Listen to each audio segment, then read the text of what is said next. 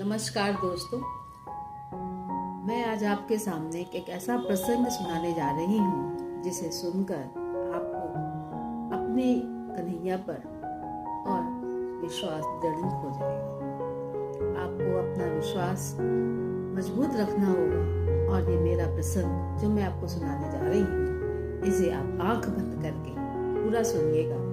आपको समझ में आएगा कि वास्तव में ईश्वर हमारे साथ हर समय प्रस्तुत रहता है। अगर हमारा विश्वास उनके ऊपर अड़िग है तो वो हमारे सामने जरूर आए। ये कहानी है वृंदावन में। वृंदावन में बहुत समय पहले एक साधु जी रहते थे।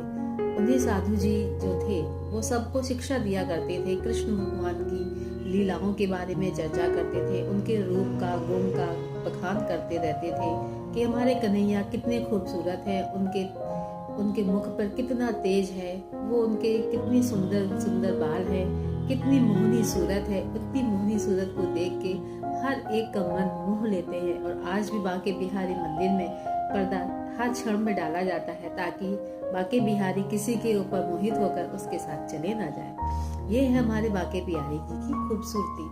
तो वो बांके बिहारी के मंदिर में वहाँ पे शिक्षा देते थे वो गुरुजी। और उन्हीं गुरुजी के पास एक भोला भाला सरल भाव का एक भक्त था जिसका नाम था भोंदू।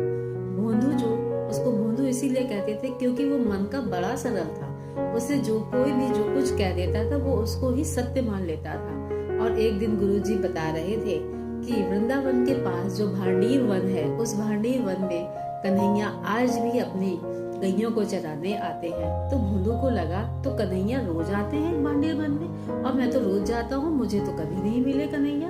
अच्छा, अब मैं जब जाऊंगा तो मैं भांडीर वन में जरूर देखूंगा कन्हैया कहाँ रहते हैं। और यहाँ गुरुजी बता रहे हैं कि कन्हैया जब भांडीर वन में आते हैं, अपनी गैया को चराते हैं, उनके चंदन की खुशबू, फूलों का से हुआ श्रृंगार, उनकी बांसुरी की मधुर धुन को सुनकर हर व्यक्ति मोहित हो जाता था। ये सब कुछ वर्णन सुनकर भोंदू ने ठान लिया कि अब मैं कल जब जाऊंगा तो मैं भी कन्हैया का इंतजार करूंगा। और कन्हैया अगले दिन जब वो गया तो वो कन्हैया को ढूंढ रहा था, कन्हैया कन्हैया कर रहा था, पर कन्हैया तो कहीं नहीं है। ऐसे कई दिन बीतते चले गए और यहाँ कन्हैया भी उसकी बातों का मजा ले रहे थे। कन्हैया भी देख रहे थे कि ये भोंदू कब तक मुझे पुकारेगा। फिर एक दिन ऐसा आया कि कन्हैया जो है अपनी लाखों गैयों के साथ में भोंदू के सामने प्रकट हो गए।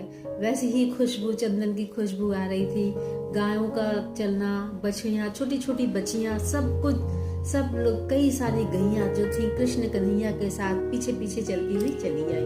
अब वो भोंदू के पास पहुंचे और उन्होंने कहा, भोंदू मुझे भी कुछ खिलाओ, मुझे भी भूख लगी, मैं भी गैया चराने आता हूँ। तो भोंदू को उन्होंने कहा, भोंदू ने कहा, आप क्या कन्हैया हो? क्या आप मेरे ठाकुर जी हो?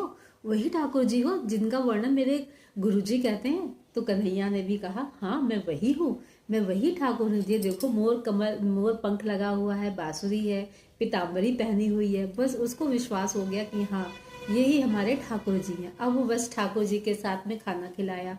ठाकुर जी को उसने रोटी सब्जी दी, जो अपने लिए लेकर आया था वो उसने ठाकुर जी को खिलाया। ठाकुर जी ने भी बड़े प्रेम भाव से वो सब ग्रहण किया। फिर ठाकुर जी ने उससे पूछा, और है क्या? मुझे भूख बहुत लगती है, मैं कई बार खाता हूँ। तो उसने कहा, भोंदू ने, कि मेरे पास अभी तो कुछ नहीं है, मैं लेकिन, तो कान्हा ने कहा कि ठीक है, कल से मेरे लिए ज्यादा लेकर आना। अब वो गया।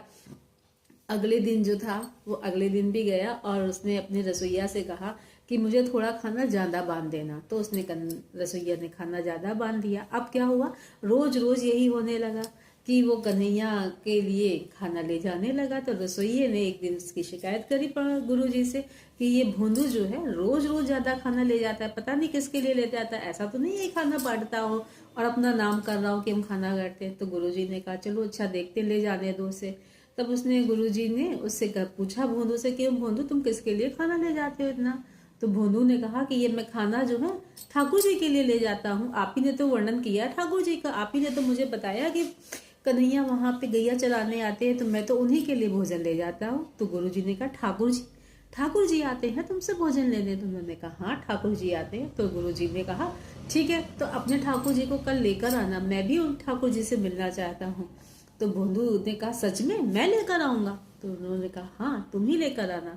तो वो गया अगले दिन जब गैया चराने के लिए गया तो उसने ठाकुर जी से कहा कि ठाकुर जी को भोजन करा दिया, और फिर उसके बाद कहा कि ठाकुर जी अब कल आप मेरे साथ चलना, मेरे गुरु जी भी आपसे मिलना चाहते हैं। तो ठाकुर जी ने कहा नहीं नहीं, मैं नहीं जाऊंगा, मेरी दोस्ती तुमसे है, मैं तुमसे मिलने आता हूँ, मैं सबसे थोड़ी ना, मुझे उनसे क्या लेना देना। तो भोंदू जो था वो बहुत नाराज हुआ, कहते हैं नहीं नहीं, आप मेरे गुरु के लिए ऐसा नहीं कर सकते, मेरे गुरु ने ही तो मुझे आपकी ये महिमा बताई, मेरे गुरु ने ही तो मुझे बताया, आपकी महिमा बताई, और आप गुरु जी के से ही नहीं के पास नहीं चलना चाहते, नहीं आपको गुरु जी के पास तो चलना पड़ेगा। तो कन्हैया ने कहा नहीं मैं नहीं जाऊंगा। तो भोंदू ने क्या किया, भोजन उठा लिया, कहते नहीं तो मैं भोजन नहीं करने दूंगा, और वो चल दिया, अपना सब सामान समेट के चल दिया कि भोंदू ने कहा कि नहीं मैं नहीं जाऊंगा। तो कन्हैया को जो थे उसकी इस सरलता से, उसके इस निश्चल प्रेम से, उसके इस जो एकदम निष्कपट भाव से कन्हैया बहुत रीझे। कन्हैया ने कहा अरे नहीं नहीं नहीं, और भोंदू आगे आगे और कन्हैया मेरे पीछे पीछे चल रहे थे।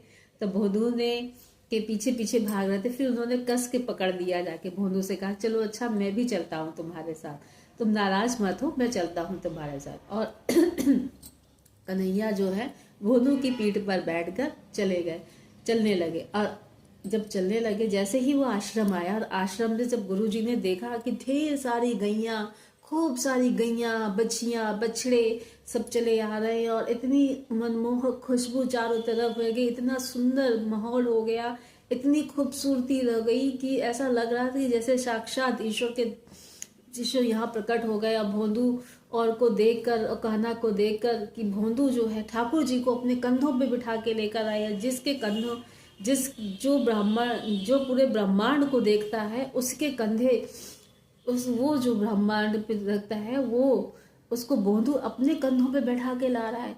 ये सब कुछ देख कर ब्राह्मण जी गुरु जी जो है बेहोश ही हो गए। और जब गुरु जी के पास वो पहुंचा तो उसने भोंदू ने कहा अरे गुरु जी उठिए, देखिए ना मैं ठाकुर जी को लेकर आया हूँ और आप बेहोश हो गए। और कन्हैया यहाँ मुस्कुरा रहे खड़े खड़े कि ये देख रहे कि ये जो है हमको देख के मोहित हो गए, मूर्छित हो गए हैं। और कन्हैया ने तो इस चीज से, इस कहानी से हमको ये समझ में आता है कि भगवान भाव के भूखे हैं। आपके मन में जितना सच्चा प्रेम है, जितनी सच्ची भक्ति है वो आप करिए, आप दिखावे के चक्कर में मत पड़िए कि आपने ये भोग नहीं लगाया, आपने वो भोग नहीं बनाया, इतने अच्छे वस्त्र नहीं पहना पाए, सब चीज़ों से नहीं मतलब है भगवान को, मतलब आपके भावों से है, आपके कर्मों से है। आप अच्छे अच्छे काम करिए, अच्छी अच्छी सोच रखिए और बोलिए राधे कृष्णा हरे हरे।